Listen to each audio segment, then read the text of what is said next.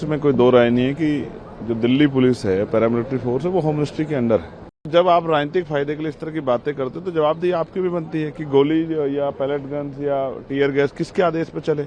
इसका जवाबदेही तो तय होनी चाहिए ना। बच्चों को चोट लगी है, हिंसा हुई है, बहुत बड़ी घटना हो सकती है, स्टैम्पेड हो सकता था। जिस तरह से बहुत कम जगह पर लाठीचार्ज हुआ, महिलाओं के साथ जो हुआ, क्या उसको भुला दें? देखिए, हर किसी भी बात के लिए रिस्पॉन्सिबिलिटी तो तय होगी। ये भी सही है, इसमें कोई दो राय नहीं है कि जो दिल्ली पुलिस है, पैरामिलिट्री फोर्स है, वो होम मिनिस्ट्री के अंडर है। कई बार आप कहते हैं कि भाई यूपी में जो गोली चली थी कार सेवकों को, वो फलाने व्यक्ति ने चलवाई, फलाने मिनिस्टर ने चलवाई। अगर वो बात गलत है कि मिनिस्टर ने नहीं चलवाई, तो फिर आप यूपी में भी इस बात का प्रचार करते हो कि उन्होंने चलवा दी थी गोली।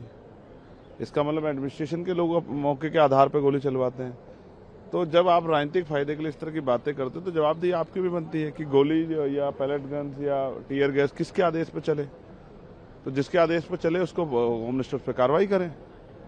इसका जवाबदेही तो तय होनी चाहिए ना। बच्चों को चोट लगी है, हिंसा हुई है, बहुत बड़ी घटना हो सकती है, स्टैम्पेड हो सकता था। जिस तरह से बहुत कम जगह पर लाठीचार्ज हुआ, महिलाओं के साथ जो हुआ, क्या उसको भुला दें? ये संभव नहीं। मुझे बोलने का मौका नहीं मिला, पार्लियामेंट में कम समय मिला।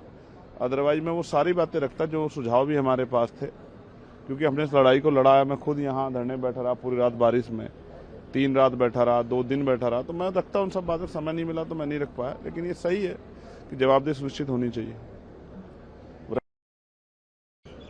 राम मंदिर में चढ़ावा चोरी की, तो मैं चाहता हूं कि जैसे देश के हमारे खिलाड़ी जो हैं वो गेम्स में पदक जीत रहे हैं, तो भारतीय जनता पार्टी को चंदा चोरी का पदक हम लोगों को देना चाहिए। इसमें भी स्वर्ण पदक भारतीय जनता पार्टी को मिलना चाहिए कि इनके राज्य में राम मंदिर का चढ़ावा चोरी हो गया। इसके लिए इनको हम लोग बधाई दें और इनको पदक भी मिले, सम्मानित किया जाए भारतीय जनता पार्टी को। मेरा ऐसा विश्वास है।